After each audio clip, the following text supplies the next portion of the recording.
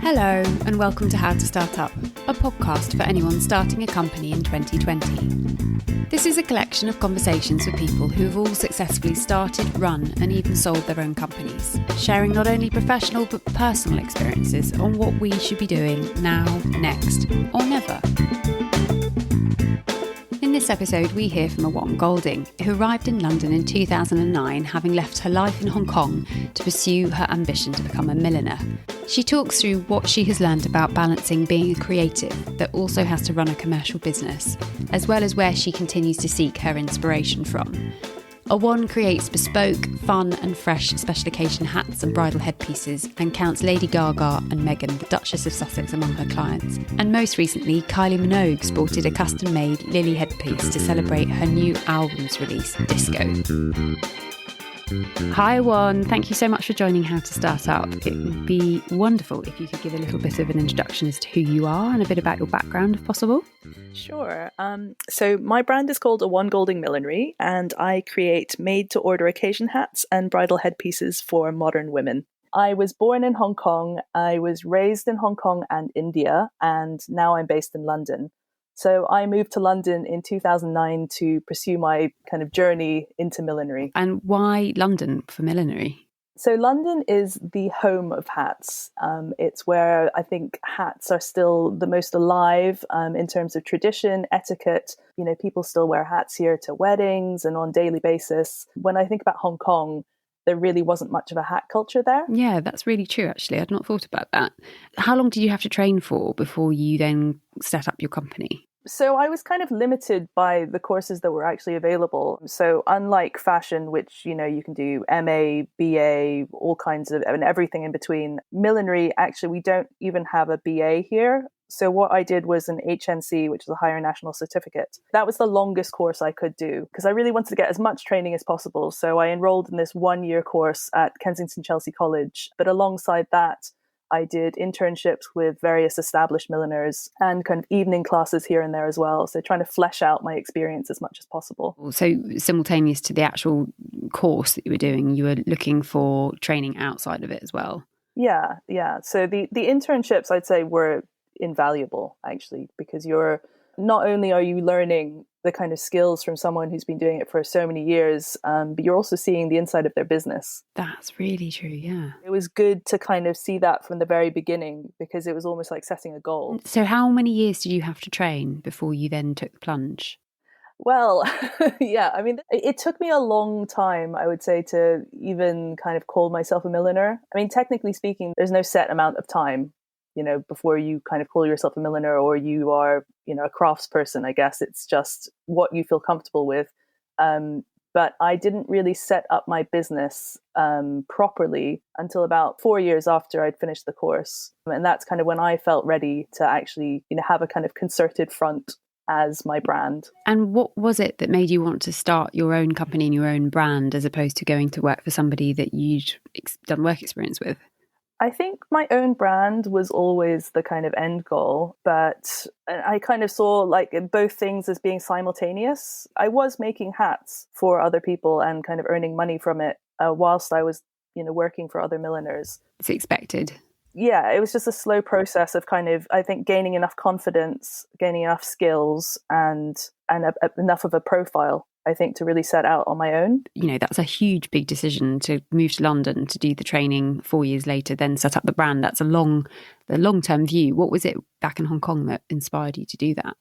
Well, I've always been a kind of avid hat wearer, which I guess in Hong Kong really set me apart anyway, because people don't really wear hats there that much. So it was my way of kind of standing out and being an individual. So, you know, the initial kind of seed was planted just through a love of hats and a love of fashion. And I guess growing up with an artist father kind of made me think, actually, I could have a creative career. So it all culminated when I think the last job I had in Hong Kong was actually very, very boring. And it was kind of a computer-based, Excel spreadsheet-based job in the fashion industry. It really was the impetus for me to go, actually, this is really not what I want to be doing. I need to get out of Hong Kong. I need to spread my wings and let's finally do hats. And put your best foot forward. Yeah, exactly. Amazing. So after 4 years of training, when you set up your company, what was the first thing you did? So it wasn't really 4 years of training. It was kind of simultaneous classes, but also working. So straight out of my HNC degree, I was poached for a job designing soft accessories and hats for the high street. So I spent 2 years doing that, which was really good experience actually, because it was completely commercial. I was working with factories in China, but liaising with clients here in the UK. So some of our clients were like Topshop, River Island, New Look. So it was just kind of, it gave me this very solid grounding in commercial millinery. Yes, it's one thing to make something beautiful, but it's another thing to actually make some money out of it. Yeah. And I think that that was actually kind of something I kept seeing with like a lot of people, well, a lot of milliners actually, is people are so enamored with the craft that they don't know how to market themselves. You know, it's all good and well making something really, really beautiful, but if you spent 40, 50 hours making it, it's almost impossible to get that money back when you end up selling it to someone. You need to put as much time and effort into the marketing as the actual crafting, would you say? Yeah, I think it's finding the balance between the time spent on it and, you know, the craft and the experience and the price that you end up putting on it. Were you given a piece of advice right at the beginning that was really useful? Yeah, so when I was in Kensington, Chelsea, my college tutor, Kirsten Scott, gave me the best bit of advice, and I think the advice I still hold now, which is basically the last man standing is the one that makes it. It really pushed me to persevere with my dreams and the business and kind of keep plugging away at it, because every kind of knockback you have is experience and you grow from it. Given that you're 11 years in now, who do you listen to for advice? So I love talking to other makers and other craftspeople. So whether that be other milliners or, you know, kind of complementary industries like jewelry or fashion, or just even artists. I think that I'm always really interested in people's processes and how they kind of get to the end product, because I'm still on a journey with my kind of process of making. So by speaking to other people, I kind of get a little bit of an insight into how they process things. You're almost still seeking that work experience. It's that voyeurism into other people's systems and processes and businesses so that you can learn from them. Yeah, I mean, I don't think you ever stop learning, really. Like, you know, I look at kind of the top people in my industry, like Stephen Jones and Philip Tracy, and they're constantly evolving. They never stop reinventing themselves. And I think that in fashion, you kind of have to keep fresh. So I'm constantly looking at new materials and new technology and new skills and seeing how you can kind of blend them all together. Whilst millinery is an exceedingly traditional craft, we are living in very modern times. So you kind of have to marry those two things. Given that we're in strange times, how do you continue to stay inspired? I mean, something I did do recently was a little bit of museum exploring just through Google, because they've done the whole kind of Google Maps of, you know, the best museums around the world. So you can look at, you know, amazing art pieces and works without ever leaving the comfort of your sofa. So. And now we have lost every listener because they've all switched to Google and they've gone all to the museums. Thanks, one end of the podcast. That's amazing. I didn't know that. That's really cool. It's a very, very poor substitute. Yeah, it's something though, something that you can proactively go and seek and fuel yourself with. Exactly. Yeah. But I mean, I would say that, you know, people inspire me the most. So I'm really looking forward to just kind of meeting up with people and having that kind of, you know, free conversation again. How do you continually learn or upskill, given that you are running your own business and you're not necessarily working now with other milliners that often? How do you keep fueling your skill set? So I think everyone's kind of turned to online learning, actually. I'm eyeing up a current online course by a milliner I really love in Australia. So I am doing online courses through that, but I'm also actually starting next week. I'm doing an online business course as well, run by the London Creative Network. So I'm just trying to kind of stay as active as possible, obviously from the confines of my home. You know, it is amazing what the internet can provide. And what was the most surprising thing you learned about yourself when you became your own boss? It was kind of the realization of how much people actually meant to me. You know, because I have a studio that I go to that's about a 15-minute walk from my house. And, you know, I don't have a commute. I walk there by myself and I sit in a room by myself. So I've been isolating myself actually from well before lockdown. Really, that was a process actually. Getting to just be in my own company for that much time really showed me actually how much I miss people. So I've kind of had to engineer a network so that I don't feel so lonely. And how have you done that? That's like reaching out to other people who are also in creative industries. Luckily, my studio is part of an artists community. So it's through Beaux Arts Trust. So there are fine artists, printmakers, fashion designers, all different kinds of creative people who have studios in my complex. So I've kind of insinuated myself into their lives as well. Like, hi. Yeah, exactly. Another cup of tea. I'm that girl that will be knocking at your door. I've started turning up at people, like walking meetings I've asked for, anything like that, with homemade granola. And wow. I was like, I just brought you something to say thanks for your time. It's like, this is a redundancy startup press gift. But it's actually gone down really well. And they were like, you need to do a granola brand. I was like, what's your best advice for managing clients, given that you've got multiple different stakeholders? So I think each kind of avenue requires a different approach. So for instance, I've got wholesale clients. Well, it's department stores really. So, kind of the Harrods, the Selfridges of this world. That is obviously a meeting at a date and time of their choosing, which is kind of in line with seasonal collections. So spring, summer, autumn, winter. And I would go and present my collection to them. I think that the key kind of element to any client-facing interaction is having passion for what you're making. I think passion is really contagious, and just really believing in your design. And I think that's something that I've been learning more and more over the years as well, is that I do have a kind of a signature look and feel, and I'm known for a certain thing now, which is kind of modern, fresh, fun millinery. And I think it's just kind of believing in those things and selling those things to them. I'm still obsessed with your pom-pom one. Oh, I just can't get over it. That image is just, oh.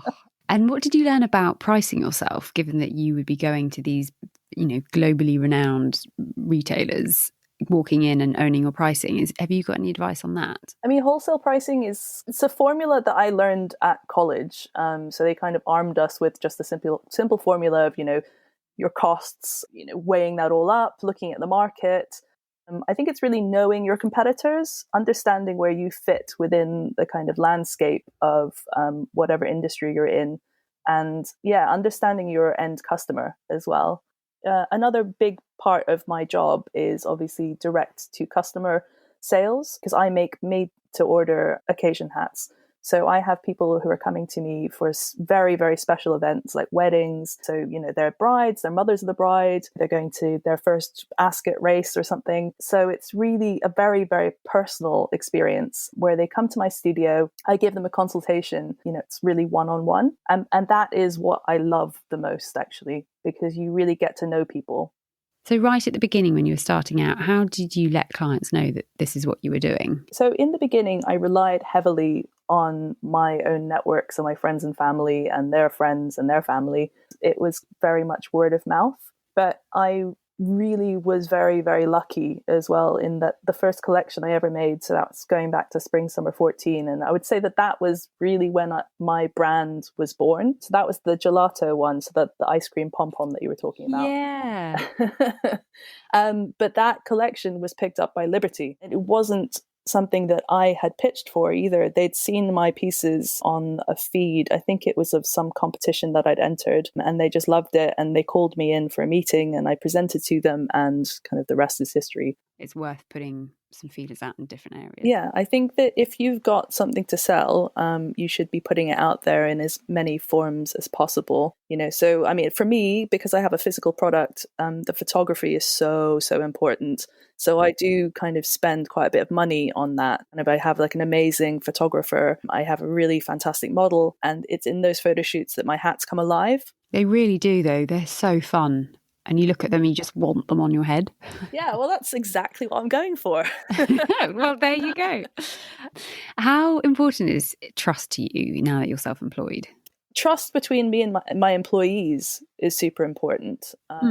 because I am a one-woman show unless I've kind of brought other people into my team. So in the beginning, I was relying very heavily on interns because I couldn't really afford to be paying someone full-time or even part-time. So the exchange was obviously their time for experience. But actually, that was kind of a false economy because you end up just watching over their shoulder the entire time because they're not that skilled. So I've really found that now I'm in a position where I can actually pay someone. I'm putting a lot of trust in them to follow my instructions, follow through on the production. Yeah, that kind of trust in that person's skills is really important. So putting company budget behind employing the right people actually brings you bigger economies of scale? Yes, exactly.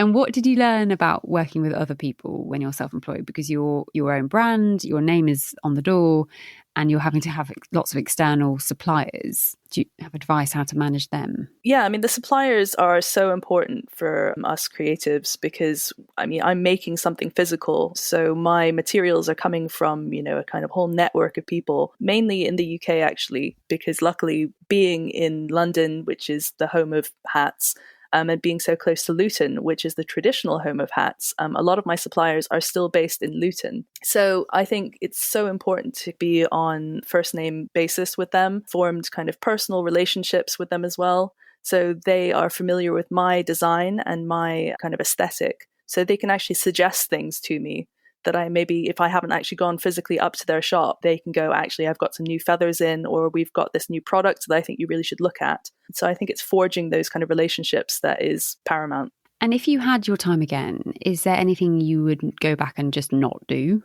I don't know about not do. The amount of kind of stress and worry that I've kind of caused myself. I was thinking about a specific moment actually, which was when I took part in London Fashion Week, which was 5 years ago. I broke out in eczema because I was so stressed. It wasn't necessary. And I think looking back on that time, that was an inexperience and that was putting too much pressure on myself when I really shouldn't have. I kind of helped myself out of it by kind of creating a personal mantra, which sounds so corny. Oh, come on. What is it? It's actually, I'm going to swear now, but it's just a fucking hat. And it was a sign that I just printed out and I put above my desk. And anytime I started freaking out about, deadlines for, creating this collection for London Fashion Week, which was going to be put on this like international stage, seen by everyone and judged, I just looked at that sign and I was like, it's just a fucking hat. It's, I'm not curing cancer. Yeah. Oh, God. Well, PR can top your corniness. It's not ER, it's PR. So there you go. It's so true because we work in this wonderful escapist bubble where we allow others to dream. But it's your job and it means the world to you and it's your company, it's your income. Of course, you're going to feel the pressure. Yeah. But if you can talk yourself down off that stress ledge, then all the better. Yeah. That kind of stress and that kind of pressure does not help creativity as well. In fact, it stifles it. Yeah. So, kind of that worry that I had about, oh my God, is anyone going to like anything I'm producing is the death of a good hat. I was going to ask, what do you enjoy the least about being self-employed now? It's definitely the Excel spreadsheets. It's the accounting. It's the bookkeeping. It's all of the, what I call boring nitty gritty. Okay, I'm weird. I really like that stuff. Well, I think you're made to be a self-employed business owner then. I think I've always argued that in my previous roles, it was the only time I really got to dig into numbers. And that's, my brain quite enjoyed a little bit of that. And it gave, obviously you could do some analysis around coverage and it gave my job some substance. So for me, I think it was a proof point for me, but as genuine creatives, you are better sat at your chair creating beautiful millinery. So for you're being distracted by the Excel. I think also, I don't know, just growing up with my dad, who is an artist through and through, I think that also kind of made me see that actually you can't just be 100% creative, which is what he is. You have to have some business nous. Oh, so what is it you enjoy the most? It's the creating, it's the making, it's that client interaction as well. It's speaking to someone about what they want in a hat and what it's for, making it and seeing them wear it. It's the full process of plucking an idea out there and bringing it into reality. Any other golden nuggets you might have to offer? I think it is actually really important to have other passion projects, and you never know how it's going to inspire you. I've got my other project, which is the Oat Dogs calendar, which is a combination of my two passions, which is dogs and hats. It's gorgeous, Stevie. Yeah. My muse, Stevie. Dog muse. I love it. Yeah. And what's the charity? So this year it was Wild at Heart Foundation, but every year it's a different dog charity that benefits, and we use rescue dogs from those charity to feature in the calendar as well. Yeah, I mean, it really is the kind of combination of two of my passions, and it's something good for this world. 12 different milliners, isn't it, for each month that shoot a favourite piece on a rescue dog? Yes, exactly. So I invite 11 other milliners. Obviously, the 12th is me. But it's also great just kind of having a project that is quite creative. We're making hats for dogs, which could quite possibly be the best clients ever. Thanks, Awon, so much. I really enjoyed learning everything that you had to share. It's been so helpful. Thank you so much for asking me. It was a real pleasure. It's been really interesting to hear how Awon manages to keep the creative spark alive at the same time as managing the commercial side of her business. I have to add that in the year of this pandemic, she has also turned her talents to making the most elegant and beautiful silk face masks that anyone could possibly wish for. If you'd like to contact Awon and hear about how her dog muse Stevie inspired the Oat Dogs calendar, you'll find all of her details in the show notes, as well as a recap of the advice she has shared. Thank you for listening to How to Start Up, hosted by me, Juliet Fallowfield, founder of PR consultancy for startups Fallowfield & Mason. I hope these conversations offer you some confidence, encouragement and reassurance that you're on the right track. I would be delighted if you'd rate, review and share this podcast with anyone else who might be starting a company in 2020.